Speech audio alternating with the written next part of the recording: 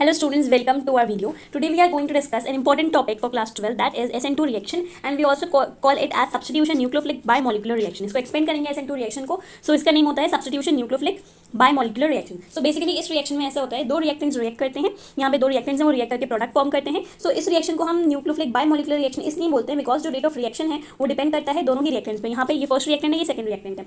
तो हम ये बोलते हैं कि जो SN2 रिएक्शन है वो सेकंड ऑर्डर काइनेटिक को फॉलो करता है. SN2 reaction follow second order kinetics. That means जो रेट ऑफ रिएक्शन वो डिपेंड करता है on concentration of both the reactants. दोनों ही रिएक्टेंट की कंसंट्रेशन पर जो रेट है वो डिपेंड करता है. सपोज ये रिएक्शन है, ओके. सो जो इस रिएक्शन का रेट है, दोनों ही रिएक्टेंट, ये फर्स्ट रिएक्टेंट है और ये सेकंड रिएक्टेंट है. तो जो रिएक्शन का रेट है वो दोनों ही रिएक्टेंट्स पर डिपेंड करता है. So that's why we call it as second. That's SN2 reaction also known as second order, या we also say it as की फॉलो करती है second order kinetics. Second order kinetics follow करने का मतलब यही होता है कि जो रेट ऑफ रिएक्शन है वो दोनों ही रिएक्टेंट्स पर डिपेंड करे. यहाँ पे हमने रेट भी नोट कर रखा है, R = K in square bracket CH3Br and in another square bracket is OH negative. ठीक है, तो ये क्या है, दोनों ही रिएक्टेंट्स हैं. जो रेट है दोनों पर डिपेंड करता है. रेट आपने केमिकल काइनेटिक्स से पढ़ा हुआ, कैसे लिखते हैं, वैसे लिखते हैं R = K. ये फर्स्ट रिएक्टेंट है, ये सेकंड रिएक्टेंट, और दोनों के आगे कोई कोएफिशिएंट नहीं है. दैट मींस यहाँ पर हम 1 पुट करेंगे. ओके, सो जो रेट ऑफ रिएक्शन हो किस पर डिपेंड करता है, दोनों ही रिएक्टेंट की कंसंट्रेशन पर डिपेंड करते हैं. क्लियर. नेक्स्ट इसका मैकेनिज्म बहुत इंपॉर्टेंट है. मैकेनिज्म क्या कहता है, this type of reaction occur in one step. आपको याद रखना है कि जो SN2 रिएक्शन है वो कितने स्टेप्स में होती है, वो सिर्फ वन स्टेप में होती है. और वन स्टेप में जब होती है तो बीच में एक स्टेट आता है, उस स्टेट को हम बोलते हैं ट्रांजिशन स्टेट. SN2 रिएक्शन कराते टाइम प्रोडक्ट बनने से पहले, मीन सपोज ये रिएक्टेंट है, रिएक्टेंट के बाद प्रोडक्ट बनने हैं. ओके, सो जो प्रोडक्ट बनेंगे तो उसके बीच में एक ट्रांजिशन स्टेट आएगी.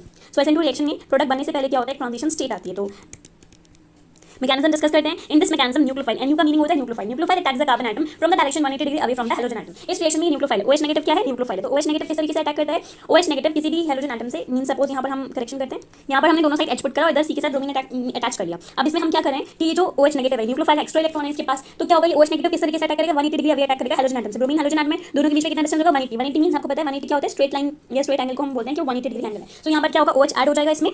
सो OH नेगेटिव यहाँ ऐड हो जाएगा, कार्बन के साथ बॉन्ड बनाएगा. अब क्या होगा, इस बॉन्ड को हम जो पूरी डैश लाइन है उसके साथ शो नहीं करके डॉटेड लाइन से शो करेंगे. ओके, CH3 तो स्ट्रेट है तो ऐसे ही नोट करेंगे. अब Br जो है ये ब्रोमीन एटम रिमूव होगा, सो इसको भी हम डॉटेड लाइन से शो करेंगे बिकॉज साइमल्टेनियस बॉन्ड ब्रेक होगा और बॉन्ड फॉर्मेशन होगा. सो इसीलिए हम इसको डॉटेड लाइन से शो करेंगे. जो मैं डैश डैश से बोल रही हूँ उसको हम डैश बोलते हैं. और ये जो सॉलिड लाइन मैं बना रही हूँ ये क्या होता है, wedge bond. Wedge bond mean suppose अगर आप इसका 3D स्ट्रक्चर देखेंगे तो जो आपको बॉन्ड दिखेगा वो वेज होगा, और जो पीछे होगा बैक साइड पर होगा तो आपको नहीं दिखेगा वो डैश होगा.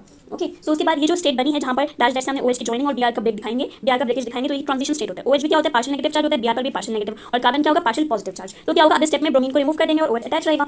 सो यहाँ पर जो फाइनल प्रोडक्ट बनेगा उसमें क्या होगा, OH अटैच है, कार्बन है. अब कार्बन के साथ CH3 ज्वाइन करा हमने, और ये इसका फर्दर स्ट्रक्चर. ओके, ये हमने डैश से ऐसे बना लिया.